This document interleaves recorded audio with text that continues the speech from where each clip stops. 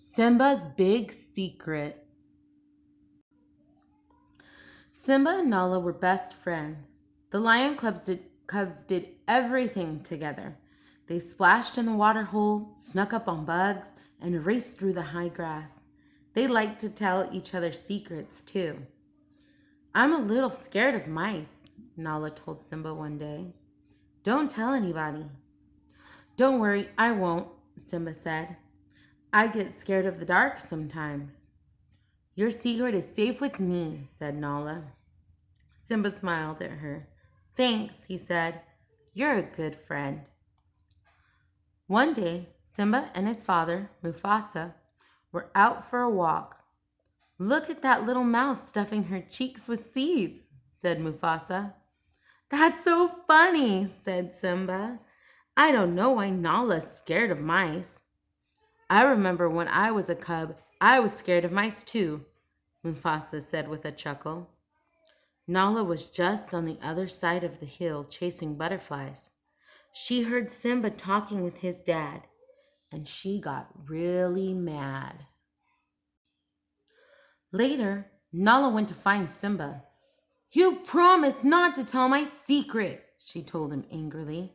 And now your father knows. He'll tell everybody, and they'll all laugh at me. That's the last time I'm going to trust you. I'm sorry, Nala. Please don't stop trusting me, Simba pleaded.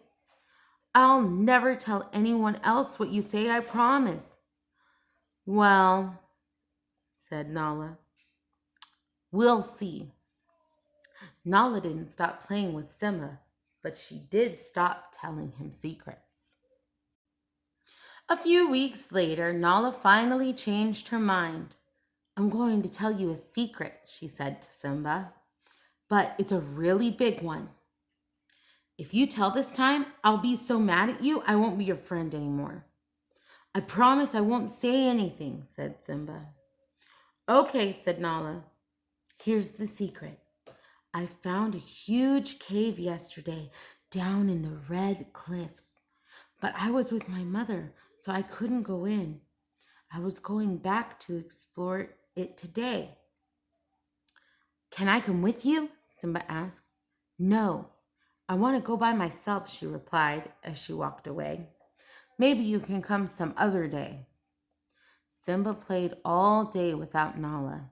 A little before dinner, he began to wonder when she was coming back. Nala's mother was wondering where her daughter was too. Simba, she asked, do you have any idea where Nala is? Did she mention anything to you about going anywhere new or different? No, he answered. He could not look her in the eye.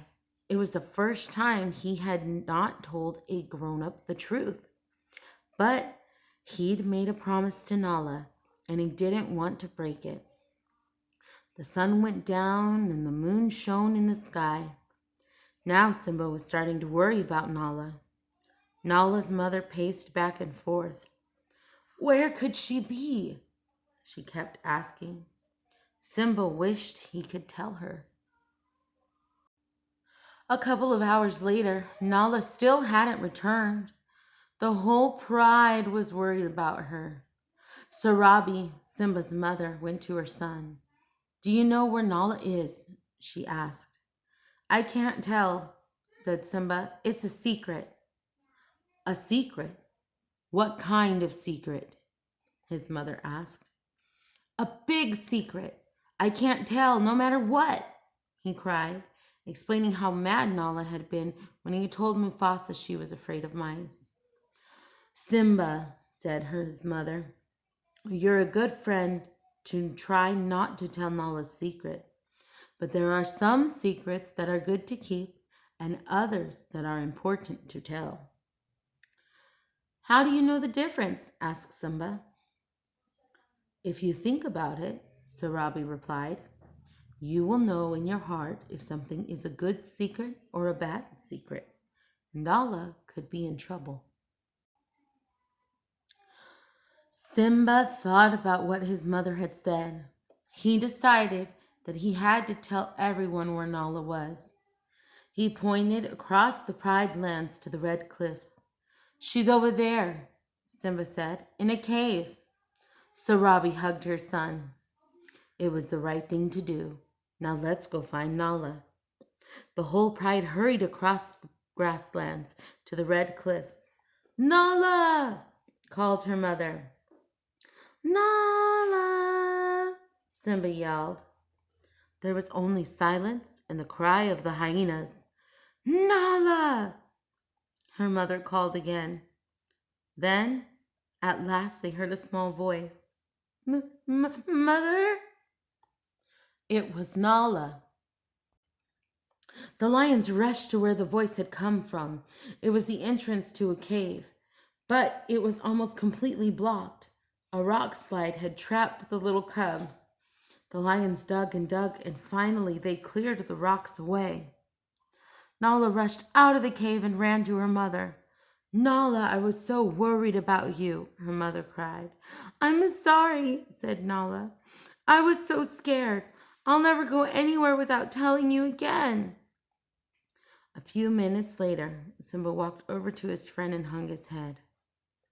I'm sorry I told your secret, Nala, he said. Please don't be too mad at me. Why would I be mad at you? Said Nala.